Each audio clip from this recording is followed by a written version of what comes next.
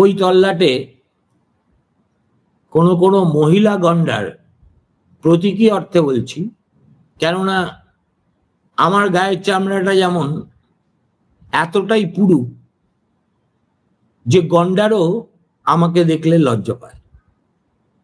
কিন্তু বাংলা বাজারে আমি তো একাই নই, আমার চাইতেও অনেক অনেক অনেক বেশি প্রভাবশালী, ক্ষমতা সম্পন্ন পুরুষ নারী গন্ডাররা সব আছে।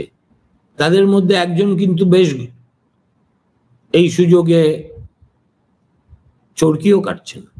তার দিশেহারা অবস্থাটা গন্ডারদের চাইতেও খারাপ।